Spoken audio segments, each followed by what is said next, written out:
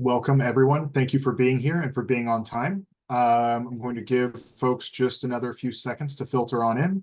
While we are waiting, I'll do the intro spiel here. Welcome to the 2024 Great Decision Speaker Series. This session is on realignment in the Middle East. We're pleased to have with us Dr. Kristian Coates Ulrichsen.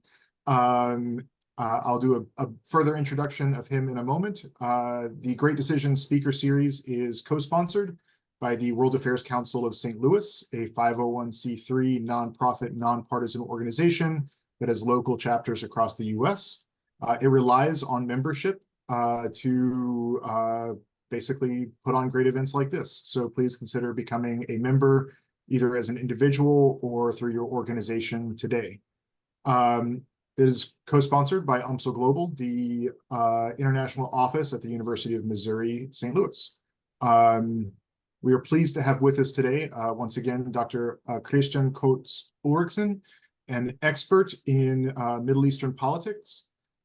He has published a number of articles and several books on power and status and foreign relations in the Middle East, and his most recent book was awarded the Gulf Book Award, that is Centers of Power in the Arab Gulf States. He's published again extensively on crises in the Gulf region, as well as the political economy of the Gulf states. It's my pleasure to welcome you here, Dr. Ulrichsen, and thank you so much for sharing your time and expertise with us. Well, thank you for having me. It's great to speak to the Great Decisions series. I've spoken at a number of them in the past on different issues, and delighted to see that this year's theme is realignment in the Middle East. It's obviously extremely timely and topical, and I think all of us who work on Middle East issues have had to constantly follow developments and reassess and revise some of the assumptions that maybe a lot of us have been making over the past 6 months. So I'll try and set the scene in some of my opening remarks, picking up on some of the themes in the chapter that was written by Mark Lynch, but also giving some thoughts of my own on the issue of realignment and the question of whether there's US hegemony in decline. Is it real, or is it more of a perception because the US is still heavily invested, especially in the Gulf, but of course, as we've seen over the last 5 months, heavily supportive still of Israel and of partners across the Middle East. So is it a perception? Is it real? And are we all, to some extent, just seeing a reversion to the norm? We saw after 9/11, especially with the war on terror and the wars in Afghanistan and Iraq, we saw a massive increase in US troop numbers, in military and political resources devoted to the Middle East. So are we just seeing a reversion to a pre-2001 mean, which obviously is far less than what we had, but from the perspective of leaders in the region who perhaps got used to the idea of seeing these elevated levels of resources, seeing it as an abandonment of some sort, as has often and loudly been proclaimed. So these are some of the issues I'll try and cover in my opening. And again, just begin by saying that, strange as it may seem to us today, the US initially was seen as an honest broker, as something new and fresh in the Middle East. Up until post-World War II, the US did not have the historical baggage, the colonial legacy of Britain and France, even of Italy, for example. So after World War I, a US commission was sent out to look into the question of what should happen in areas liberated from the Ottoman Empire, including what became the British Mandate of Palestine. And the King Crane Commission, as it was actually supported by local leaders, precisely because it wasn't a British or a French initiative. Even in 1956, as late as 1956, with the Suez Crisis, when Britain and France colluded with Israel to stage a military invasion of Egypt, the US forced them to back off. It's only really since the 67 war, which continues to define and set the parameters for so much of the Israeli-Palestinian context that we still see today, the issue of occupied territory, of the borders, and of the status of Jerusalem. It's only really since 1967, and when we saw, as Mark Lynch says, the twin effects of oil policy and Cold War legacies really begin to come together, that some of the basic tenets of US positioning towards the Middle East became apparent. Although even then we've seen ups and downs. We had the twin pillar policy in the 1970s, relying on Saudi Arabia and Iran almost as regional policemen in the Middle East. To some extent, the Abraham Accords, I think, in 2020, in my view, were almost a way to try and replicate that for the 21st century, relying on Israel and the United Arab Emirates to do a lot of the heavy lifting in regional affairs. We could see a historical echo there.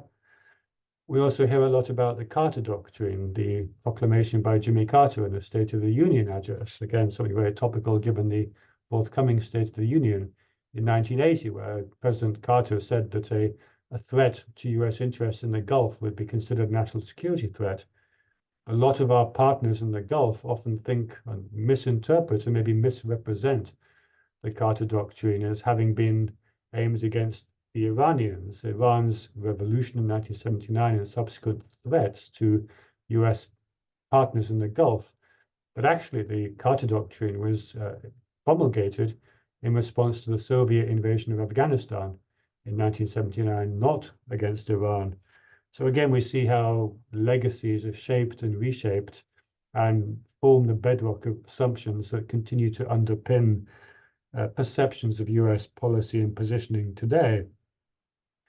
As I said, post 9/11, the war in Afghanistan and Iraq led to a significant increase in US positioning, and obviously the gradual winding down of those wars. Iraq in 2011, although we then saw the ISIS threat lead to a re-emergence of US forces in Iraq, and obviously the withdrawal from Afghanistan, which was completed in 2021, have led to a decrease in troop levels, although not in basing. We continue to see US bases in all the Gulf states, in much of the Middle East, and of course, as we saw with the attack on Tower 22 on the Syria-Jordanian border last month, there's a lot of infrastructure that doesn't often make the news, but is nevertheless still there. So the US is still present in a very visible way. And yet the assumption by so many leaders across the region, in Saudi Arabia and the UAE and Israel, so across the Arab-Israeli divide as well, is that the US is somehow less engaged, is disengaging, is in the process of recalibrating, is somehow less committed, less reliable than it was in the past. And this perception is extremely interesting because, again, as I said, it's not necessarily rooted in hard fact, but it is rooted in a set of assumptions that extends not only across 3 presidencies, as Mark Lynch says. I would argue there were 4 presidencies. It began during the second term of George W. Bush. And I'll just spend a few moments of some of those key issues. The mishandling of the invasion and occupation of Iraq, especially the fact that by toppling Saddam Hussein and more by accident than by design, a lot of the post-2003 political vacuum in Iraq was filled by groups and militias with ties to Iran, led to a massive empowerment of Iranian influence across Iraq and the wider region. And that was something the Saudis especially never quite forgave the Bush administration for. King Abdullah of Saudi Arabia in 2007 unleashed a furious tirade of what he called deliberate US actions. So there was a perception that this must have been deliberate. It couldn't possibly have been a series of a whole sequence of accidental, perhaps misjudged policy decisions that just went wrong. So the real anger, I think, with the Bush administration for the way that, as the Saudi foreign minister said in 2005, you just handed Iraq on a silver platter to the Iranians. That was a beginning, I think, of a lot of maybe skepticism about not just the intent, but also the outcome of US and also coalition policymaking in Iraq. We then go to President Obama, and there are a number of instances there which cause concern, especially among close US partners. The willingness, as they saw it, of Obama and his administration to abandon Hosni Mubarak at the Arab Spring in Egypt in 2011, to be okay with the fact that he was toppled after 30 years, and then to accept and to work with the government that was elected to replace him, which was the Muslim Brotherhood, shocked partners across the Middle East who thought they might be next. That led to a real distrust of US staying power. It was also a latching on to a phrase, the pivot to Asia, which began to gain currency in 2009, 10, 11, as members of the Obama administration made it clear that they saw the Pacific and Pacific Asia as being the main area of focus for US interests going forward. And again, the perception, the misperception, was that this was a pivot away from the Middle East, when in fact it was intended to be a pivot away from Europe, a post-Cold War Europe, which it was felt no longer required the large numbers of US military and other resources that had been stationed in Europe for Cold War reasons. But it was perceived in the Middle East as being somehow an abandonment of them, even though, ironically, the Middle Eastern states have, especially the Gulf states, have already pivoted themselves to Asia, in the sense that almost all oil and gas exports from the Gulf now go east to Asia rather than west to the US, North America, or to Europe. So there was a real misperception there. And levels of distrust with Obama reached such an extent that in 2016, when Obama gave a long interview in the Atlantic magazine called the Obama Doctrine, one throwaway comment about free riders aggravating Obama caused outrage in Saudi Arabia and some of the other Gulf states who felt it was directed at them. Whereas again, if you read the article, it was clear that Obama was talking about British and French leaders and post-Libya, the way they encouraged an intervention in Libya in 2011, but then walked away from the consequences. But again, you saw how the misperception could really drive anger and outrage among regional leaders, which is partly why the Saudis and Emiratis so welcomed Donald Trump when he came to power or to office in 2017. They thought he was a leader they could understand. He was transactional. They deal with Donald Trump all the time in terms of these larger-than-life real estate property developers in the Middle East.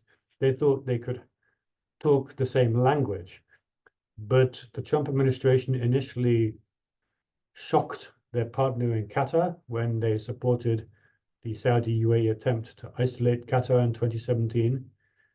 And then in 2019, when Iranian-linked groups attacked a series of maritime and energy targets in Saudi Arabia and the UAE, culminating in the attack on Abqaiq, the oil processing facility, which knocked out temporarily half of Saudi Arabia's oil production. The fact that the US did nothing in response, at least publicly, and Donald Trump, 2 days after the attack, very pointedly and publicly said this was an attack on Saudi Arabia, it wasn't an attack on us, caused shockwaves in Riyadh and in Abu Dhabi. The assumption had been that, especially when it came to Iran, US interests and their interests were one and the same, and Donald Trump was now visibly saying, actually, there's a difference, and we're not going to come and protect you. And immediately we saw a change of the behavior. We saw the UAE reaching out straight away to Iran directly. We saw the Saudis reaching out indirectly to Iran, initially through intermediaries in Iraq and in Oman, to try to de-escalate because they felt they didn't have US backing. It caused a fundamental reassessment of policy making in the region and opened the way for the de-escalation and for the resumption of ties with Iran, which we've seen. To the extent that just 4 months later, in January 2020, when Qasem Soleimani, the head of the Iranian Revolutionary Guards Corps, was killed by a US drone strike in Baghdad, and it looked for a few days as if US-Iran tensions would spiral out of control, maybe lead to another war in the Middle East. the Saudis actually went so far as to send their defense minister, Mohammed bin Salman's brother, to Washington in person to make the case for de-escalation, something that would have been unthinkable in 2017 or 2018, even into 2019. So there were real concerns with the Trump administration by the time it left office as well. And then Biden, of course, came into office with the baggage of having labeled or having promised to turn Saudi Arabia into a pariah state. He had made that promise in 2019 during a Democratic Party debate when they were deciding the party's nominee for the campaign. He had to live with it. Initially, he refused to engage with Mohammed bin Salman. The Biden administration came into office with two main objectives, ending the war in Yemen and re-entering the JCPOA, the Joint Comprehensive Plan of Action, that Trump had withdrawn from in 2018. Neither of those have worked out. There was a tortured process internally of deciding whether or not to re-engage with Iran, which missed the window of opportunity. With Yemen, there has been a ceasefire in place since 2022, but still no full withdrawal of foreign forces. And arguably, the real issue that caused a lot of concern for Middle East partners with Biden's administration was the chaotic nature of the US withdrawal from Afghanistan in 2021, which again reawakened a lot of the fears that had been expressed in 2011 with Mubarak being, as they saw it, abandoned. Now the US-backed government for 20 years was, again, in their view, seemingly abandoned as the US withdrew. And of course, that government lasted for 24 hours or less. And then the president of Afghanistan fled to the UAE in the Gulf, where he remains today. And Afghanistan is now once again under Taliban control. And that left a very deep impression in the minds of US partners. Is the US a reliable long-term partner, or will they cut and run like they did here? What's interesting there is that the Biden administration hasn't reaped a Ukraine bounce, a kind of reinvigoration of confidence in the US as the sight of the US re-engaging with allies and partners over Ukraine hasn't translated into greater confidence in the Middle East at US policy. In fact, we've seen the opposite. We've seen, especially over Ukraine and Russia, since 2022, we've seen Middle Eastern states, together with much of the global South, making it very clear that they're not going to pick sides. This isn't their conflict. They don't see a need to engage in this great power competition, this strategic rivalry between the US and Russia or the US and China. They made it very clear that, unlike in the Cold War, when most Middle Eastern states, including all the states in the Gulf, such as Saudi Arabia, were part of the US or Western camp, this time they're going to sit it out. In fact, Saudi foreign policy, UAE foreign policy, is much closer now to being non-aligned. We've seen all the reports of Russian capital, Russian oligarchs flowing into Dubai, flowing into the UAE. We've seen Russia and Saudi Arabia cooperating very closely in OPEC Plus to cut production, to keep oil prices high. We're seeing the partner states in the Middle East continuing to pursue their own interests and not to be divided into an us and them mentality or camp. So we are seeing, to some extent, a realignment. I'm not entirely sure if it's clear to anyone where the realignment is going, but certainly it's very different from the Cold War time, where most of the Middle East, certainly the Gulf states, were firmly part of the anti-communist Western camp.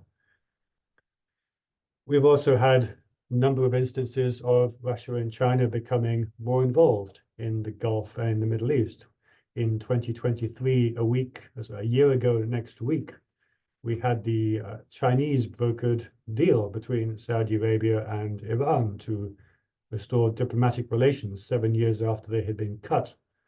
And what was interesting about that deal was it followed several years of quiet negotiation between Saudi and Iranian delegations, mediated by the Omanis and by the Iraqis, but they turned to China to get the deal across the line. They turned to China effectively to underwrite the agreement, and China did so probably because it was a low-cost, low-risk strategy. China, lots of the hard work had already been done. China got to indicate that they could do something the US simply couldn't. The US could not have brokered a deal between Saudi Arabia and Iran for the simple reason that the US has not had diplomatic relations with Iran for 45 years, or 44 years as it was. So by moving in this low-risk capacity, China made a very clear statement that Middle Eastern states have other options. They don't have to be part of this US-led regional order, even though they benefited from it for decades in terms of US support, military and political agreements. But now in a much more multipolar world, they're signaling that they're not necessarily going to take that side as strongly as in the past, even though they continue to rely upon the US for security and defense assistance. Chinese position is focused on political and economic links, but far less on the nuts and bolts of security, which the US alone can still provide. So we are seeing, to some extent, a greater distancing. We also see just last week, Russia, at least Russia hosting, or Moscow hosting, talks between Palestinian factions to try and talk about what might happen next if and when the horrific conflict in Gaza comes to an end. And again, the fact that they were in Moscow doesn't necessarily mean there'll be an agreement, but certainly shows that Palestinian groups are thinking, well, if we can't continue to rely on or support or go through the US, we have other options too. So again, we're seeing examples of a degree of realignment taking place. We're still not sure yet what that may be. It's also interesting that some of the more successful examples of conflict mediation over the last decades have actually been when the US has not been involved. The Oslo Accords, we marked the 30th anniversary last September of the signing of the Oslo Accords in 1993 in the White House, signed by Yitzhak Rabin and Yasser Arafat with Bill Clinton, but they were the result of 7 months of secret negotiations mediated by the Norwegians without US involvement. Now, they did move on from a big US and Soviet-backed peace conference in Madrid in 1991, but ultimately the negotiations were taking place without active US involvement. And one could argue that the China-backed Saudi-Iran détente is the same. What's notable for me 1 year on from the March 10th deal last year is just how durable that deal has been. There were a number of people, myself included, who wondered if it might just be an agreement that was signed and then put on the shelf. But what we saw was it was quickly followed by a sequence of steps that re-established diplomatic relations, that led to a regular convening of dialogue between Saudi and Iranian policymakers, and that after October the 7th, and after the most deadly fighting in the Middle East in decades, at least in the Israel-Palestine arena, which did have the potential to regionalize and to draw in Iranian-backed groups, which to some extent it has. But we saw 5 days after that, the attack in October, we saw the Saudi Crown Prince, Mohammed bin Salman, talk for the first time with Iran's president, who then went to Saudi Arabia in November, the first visit by an Iranian leader to Saudi Arabia since 2012. So we're seeing the Saudis and Iranians both making it very clear that they don't want to be part of a regional conflict, that they, for different reasons, continue to have an interest in de-escalation, regardless of what the US or Israel or other states may want. So we're seeing there as too a growing divergence, at least of interests in the conflict in Gaza. And again, what has been interesting in the escalation, the one escalation we have seen, which is of course in the Red Sea, where the Houthi attacks on international shipping, is that the Houthis are no longer attacking Saudi cities and infrastructure. So between 2015 and 2022, there was a constant stream of missile and drone attacks from Yemen, from Houthi-controlled areas of Yemen on Saudi cities and towns, on airports, on infrastructure. And now we're seeing those attacks offshore on maritime targets instead. And that isn't by accident. That is a result of the Saudi Houthi attempts to de-escalate in Yemen, but also the Saudi Iranian attempts to de-escalate around the region, to the extent that we haven't seen a regional conflict erupt over the last 5 months. The war has been contained to Gaza, to the violence in the West Bank as well, and to areas on the Lebanese-Israeli border. It hasn't escalated to the Gulf or to include Iran, as many people perhaps were fearing in the immediate aftermath. Having said that, one of the main points of continuity between the Trump and Biden administrations was the support for the Abraham Accords, which were signed in 2020 by President Biden with the leaders of the UAE, Bahrain, and then Morocco, and to some extent Sudan, although it's never quite clear if Sudan actually joined or not, or at least which faction in Sudan joined. And the Abraham Accords were predicated on the notion that you could make peace with Israel and then sort out the Palestinian issue afterwards.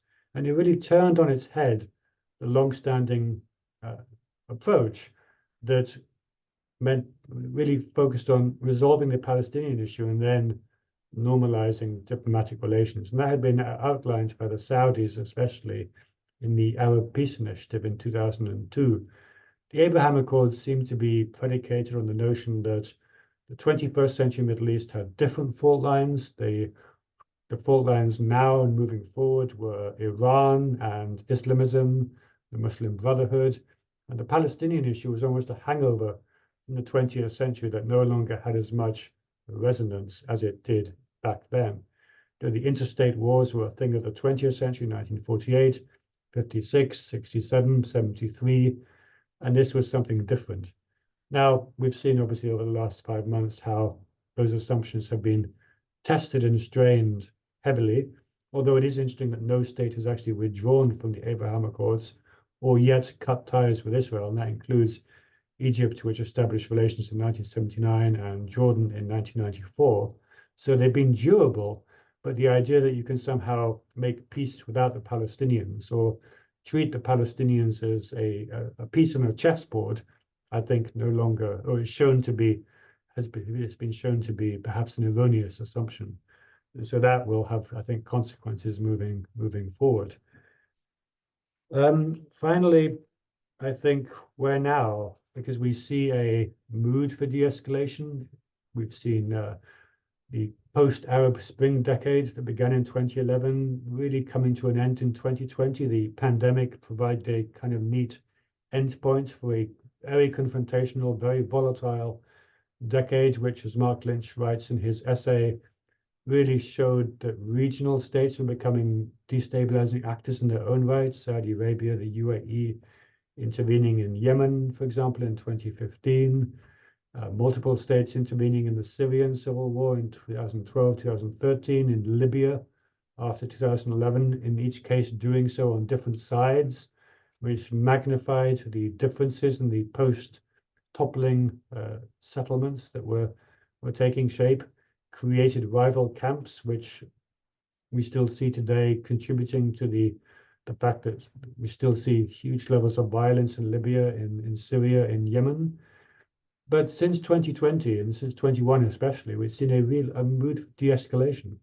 And that doesn't sit well with obviously what's happening in Gaza and the radicalization on all sides. So that is going to leave an indelible record of the generations probably to come. And so I think we are at a hinge point. We don't quite know what's going to fill the vacuum. I don't myself think the US is really leaving. And obviously the US is re-engaged in the Middle East now as a result of Gaza. So for all these reasons, I think it's a very interesting moment where we no longer have a unipolar world. We no longer have a Middle East dominated by either the British before 1956 or the US since at least the 1970s and 1980s, and especially since the 1990s.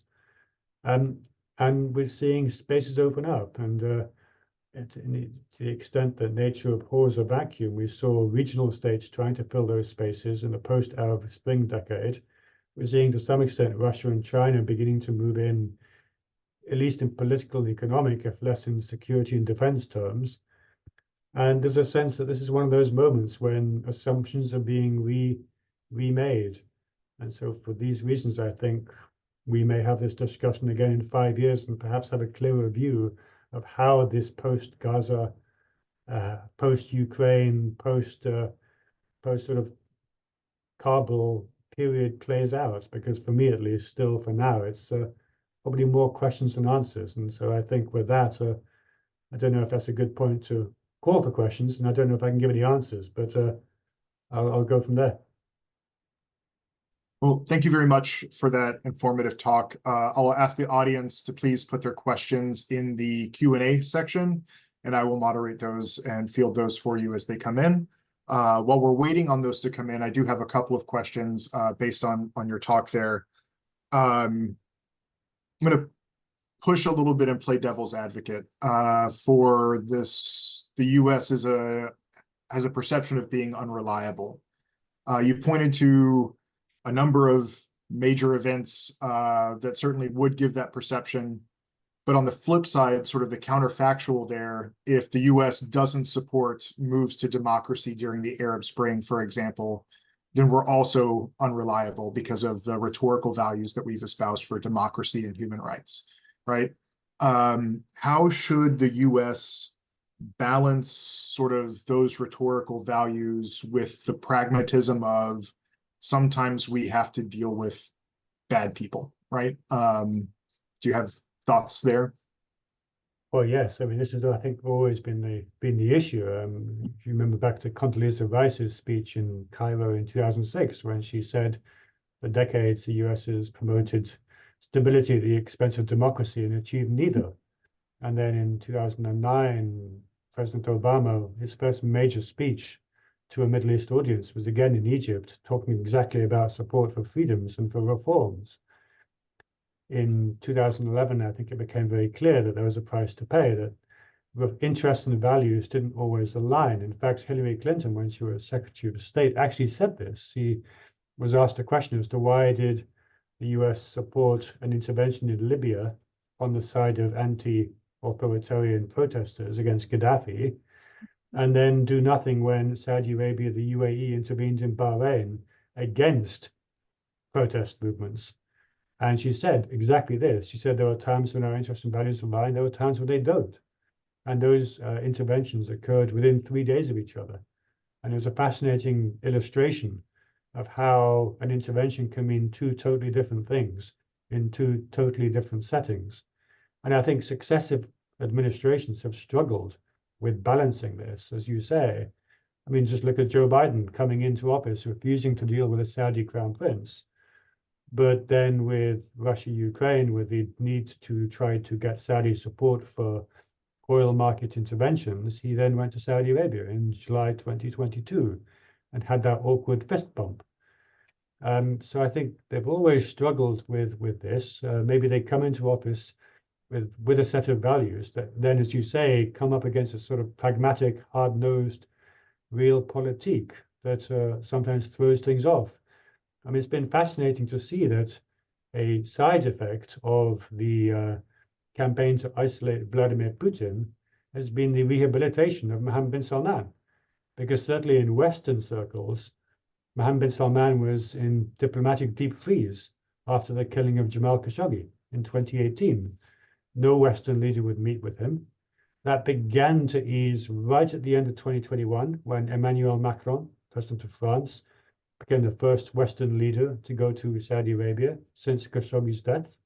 But really, after the invasion of Ukraine in February 2022, you saw a stream of Western leaders head to Saudi Arabia. Boris Johnson went, Olaf Scholz from Germany, Macron again, Biden.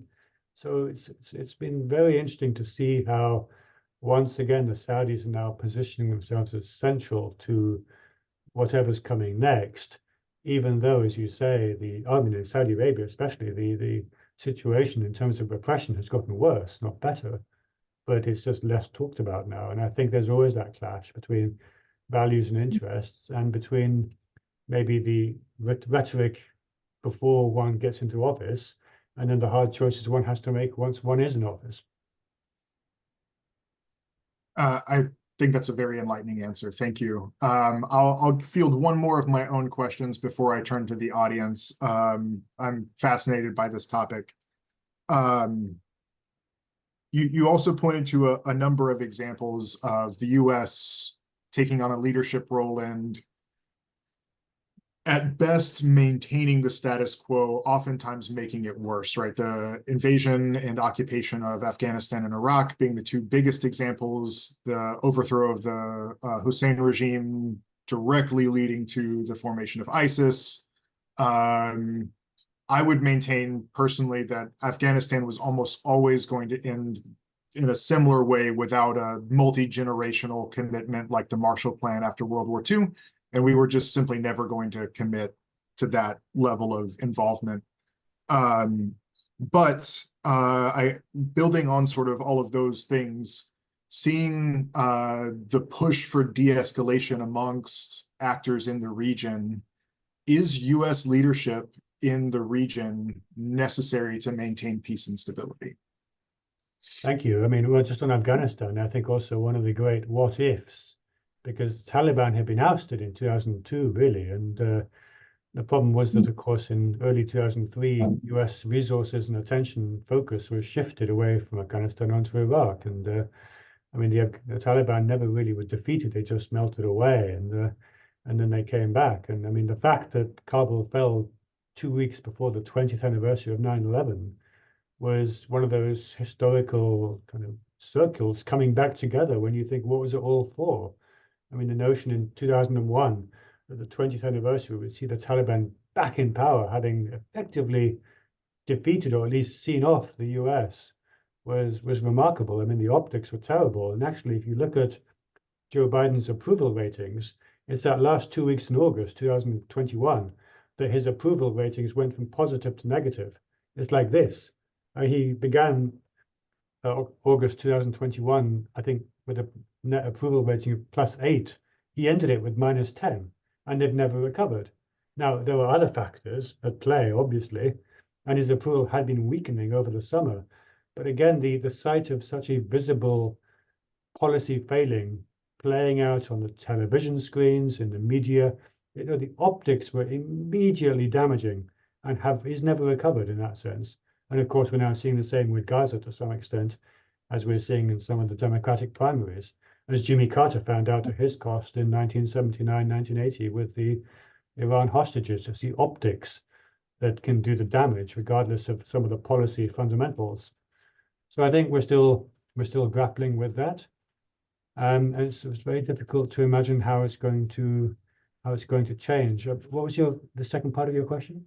Could you repeat that? Is given the push for de-escalation amongst yes. actors in the region, Saudi and Iran normalizing relations, pushing for de-escalation, even Iranian proxies that they have control or in a heavy amount of influence over, also redirecting their attacks away from Saudi, the UAE and others all seeming to be on board with playing nice, to put it mildly. Is US leadership in the region necessary for peace and stability? Yeah. No, thank you. And it's fascinating to see some of these taking place without US involvement. It's also interesting to see that over the summer, before October 7th, we saw a constant stream of articles suggesting that Saudi Arabia would normalize with Israel. And it was a US-backed agreement that they were trying to reach. And the US seemed to be approaching, or the Biden administration seemed to be approaching it from the standpoint of its strategic rivalry with China, that we can offer Saudi Arabia, Mohammed bin Salman, a deal that the Chinese simply can't. We can give them a defense treaty, get it through the Senate somehow with 6-7 votes. We can offer him nuclear support. We can offer him so many things that the Chinese can't, that he will somehow take this deal and basically be in our camp all over again, won't deal with China. And I don't quite get how that assumption was made. It didn't really have any relation to facts on the ground, I think. And certainly the notion that Mohammed bin Salman would take the agreement and then stop all dealings with China, I think, was fanciful. He would take what he could get and then carry on dealing with China to put Saudi interests first, as he should do, and in terms of being a leader in Saudi Arabia. So I think the assumption was very, very interesting to see. And I mean, there was a huge number of media articles laying the groundwork for this decision. In fact, even just on March 9th last year, there were leaks to the Wall Street Journal and the New York Times. So there's a strategic leak suggesting there would be a normalization between Saudi Arabia and Israel. And what happened the following day was you did see a normalization, except that it was with Iran. It was a day later from those strategic leaks.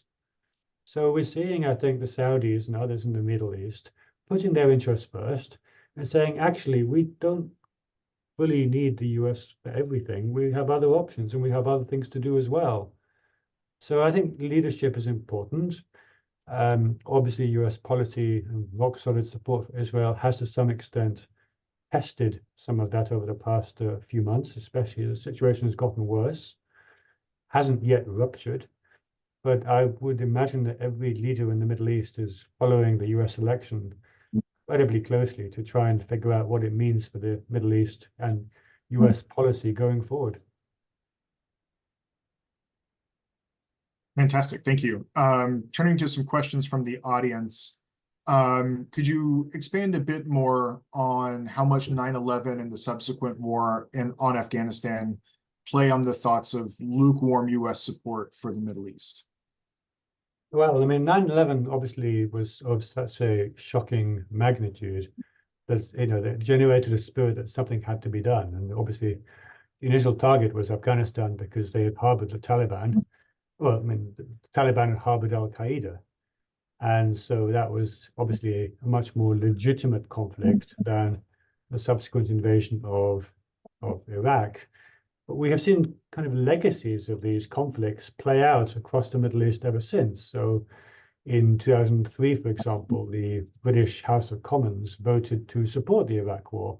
It's often forgotten now because it's so unpopular, but Tony Blair's government got a huge House of Commons majority. MPs voted to support the war. Many of them now say, if we knew what we knew, we know now, would have voted differently. But then in 2013, exactly 10 years later, when David Cameron tried to get House of Commons support for intervening in Syria against the Assad regime, the House of Commons said no. And many of the members of parliament voted against, partly because I think they were trying to rerun the Iraq debate in 2003 and do the debate they wished they'd had in 2003, in 2013. And that was the decisive moment when the US and the UK did not intervene against Assad. It had consequences. We had consequences in Syria in 2012-13 when the UN resolution of the Security Council, which had authorized the NATO no-fly zone in Libya in 2011, was extended to the extent that it then became the rationale for regime change, even though it wasn't. And we saw the legacy of that play out in the fact that Russia and China abstained in 2011 and were absolutely not going to support resolutions relating to Syria 2012 and 13. So we continue to see the legacies of earlier decisions playing out. And obviously, Iraq and Afghanistan had a profound impact on the American psyche, on political issues in the US, to the extent that one of the few issues that Republicans and Democrats are able to agree upon in foreign policy is that the US presence in the Middle East needs to be downsized. It was one of the few issues that Trump and Biden agreed upon in 2020. And so we do see that legacy continuing to play out, even though it's now been 20 plus years. Excellent, thank you. A question from Professor Ruth Eob, who's a political scientist here at the University of Missouri, St. Louis. Is there any other international actor in the 21st century that would be considered an honest broker, in quotes, in addressing the conflicts in the Middle East?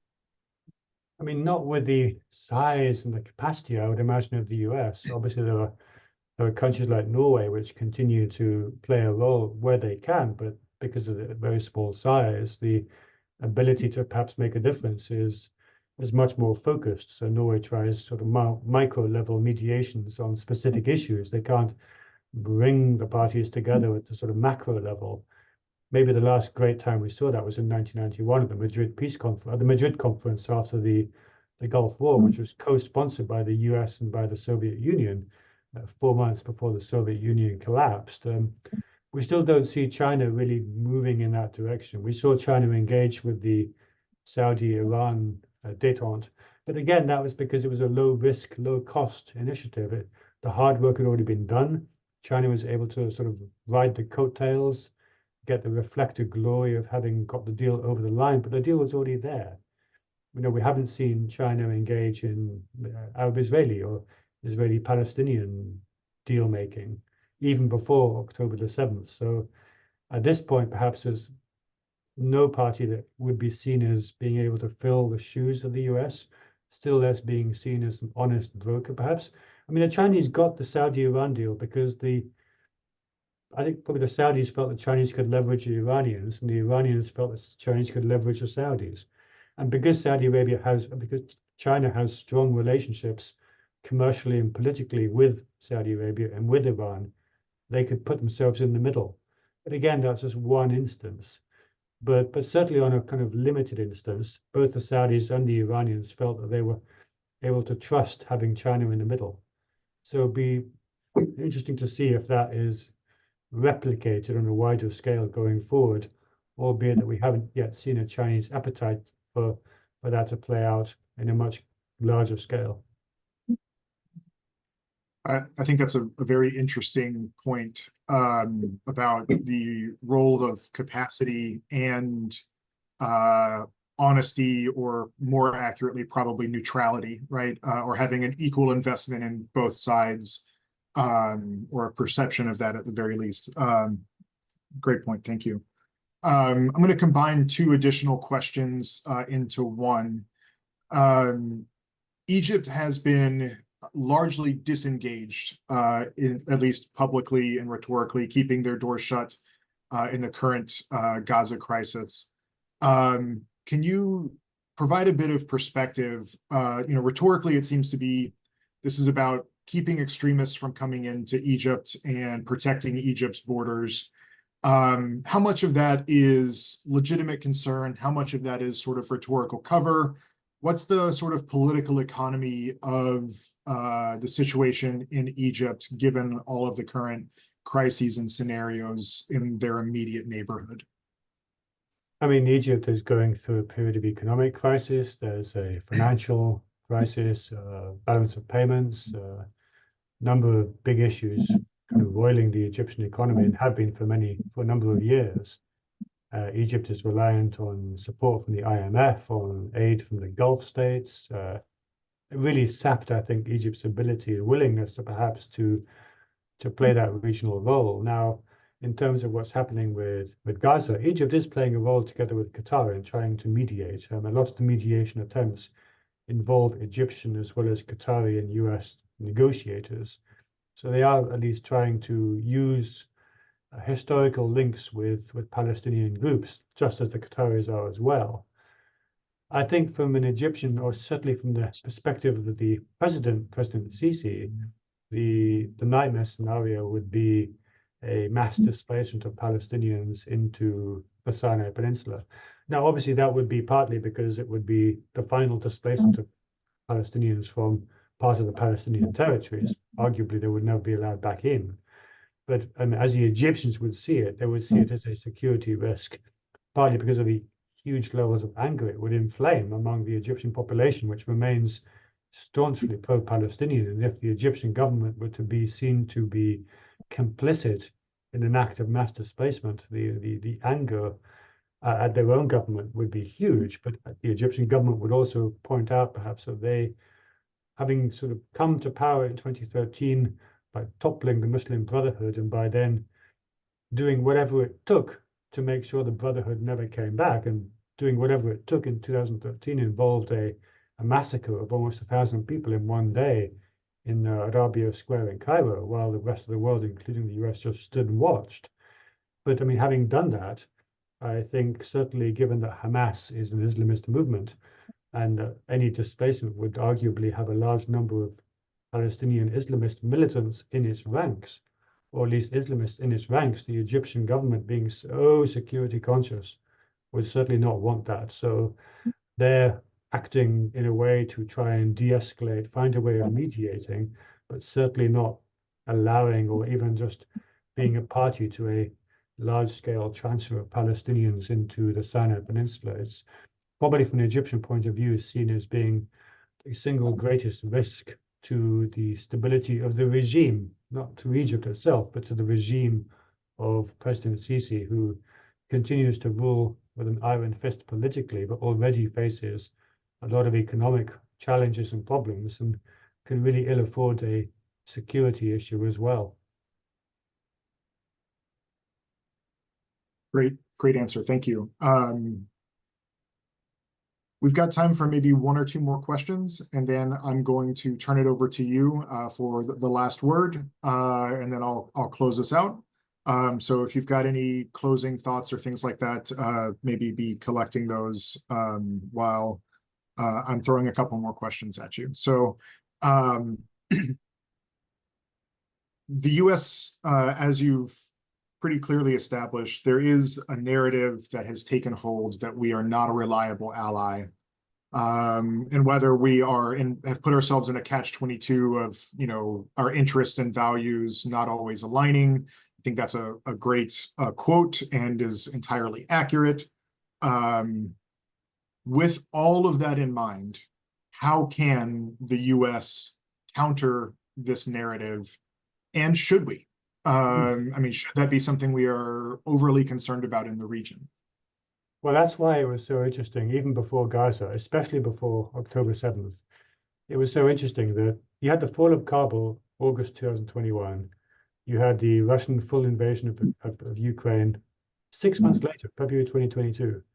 Fall of Kabul shocked not just the Middle East, not just the Afghan government, but also US allies in NATO who weren't really brought into the decision-making loop. And they had to deal with a mess as well. Having said that, within months, you saw the US re-engaging, working very closely with allies and partners to try and counter the Russian buildup on the Ukraine border, and then to act in unison once the invasion had started. But that didn't translate. That didn't translate into a renewal of confidence in most of the Middle East, with a partial exception of Qatar, which has been moving towards the US, while much of the region has been moving away from the US. With that one exception, the buildup of, or the re-engagement of US allies and partners on Ukraine has not broken through. In fact, it's just magnified the fact that the Gulf states, the Middle East, want to sit this one out. They don't see this as their conflict. So one just makes me wonder, at least, is there anything a US administration of either party could do to counter this perception? And I suspect that leaders in the region are just deciding that actually they'll put their interest over and above what they think a US administration might want them to do. I think we've got to that point, especially for the UAE, probably for Saudi Arabia, for other countries as well. We just haven't seen that bounce, that kind of re-engagement of credibility. And I think we'll probably see further instances going forward, and arguably Gaza and Israel, the Israel-Hamas conflict has just accelerated that trend, I think, probably faster than it would otherwise have taken place. But certainly Ukraine and Kabul, there wasn't really an impact. I'll throw one last question, another counterfactual at you. The Hamas attacks on October 7th, there has been quite a bit of frustration with the Biden administration's seemingly blind support of Israel in the wake of those. Counterfactually, if the Biden administration sees a heinous terror attack happen on a US ally and then says, you know what, it's your fault, we're not getting involved, seems to me that's not going to win us any friends either.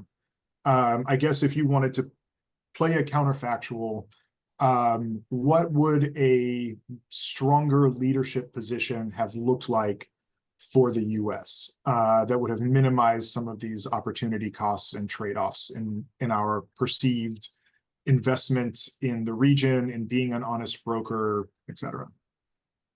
Well, I think Biden himself said a few days after October 7th, he sort of urged Israeli leaders not to make the same mistake that the Bush administration had done after 9/11, which was to lash out in at the moment when obviously tensions were at their height, and there was still this. But again, just as in the US after 9/11, so in Israel after October 7th, there was a sense that something had to be done. You couldn't just accept a terrorist attack of this magnitude and play nice. I mean, what happened in Israel on October 7th was so shocking, not just in scope and scale, but also in a way it reawakened historical memories of the pogroms in the 19th and early 20th century, of the Holocaust, of the reasons why the State of Israel had to be created in the first place and then supported for ever since.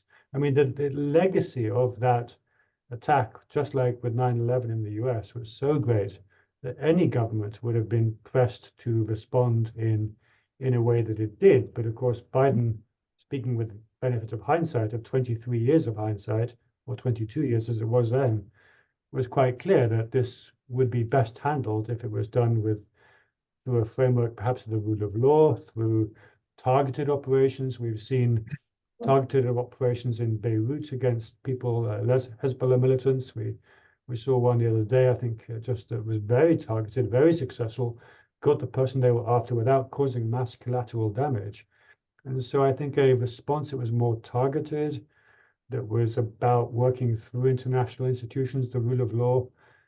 But again, we can say exactly the same thing about post 9/11, and that didn't happen then. And I think it just goes to show how events of this magnitude are game changing, not just for what happens, but for the pressures that puts on decision makers to be seen to be doing something. And of course, that something then takes on a life of its own, as it then leads to second and third order consequences down the line. As you said, with Iraq, it was the empowerment of Iran, it was the eventual conditions for the rise of ISIS, so on and so forth. I think that's been a particularly challenging part of the discussion, and something that is probably not been discussed enough is it's okay to be unhappy with the response from everybody involved, but what should they have done?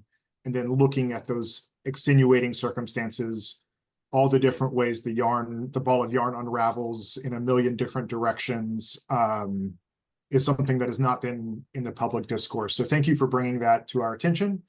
I will turn it over to you now for any final thoughts, and then I'll wrap up when you're done. Thank you again so much for your time and for being here and for your expertise.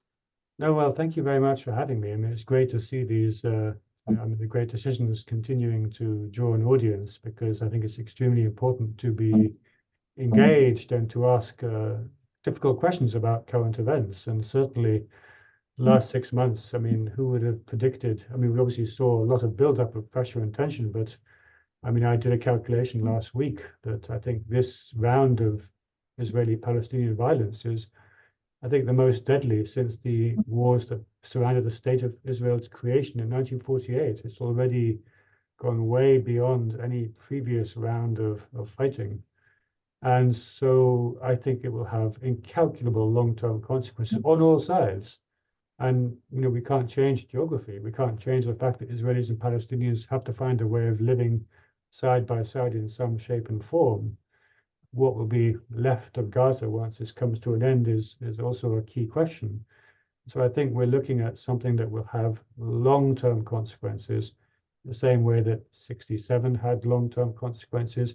I mean, I guess the big difference today is that Israel is no longer isolated within the Middle East, as it was in 67, as it was in 73. Israel has partners in the Middle East, including among Arab states.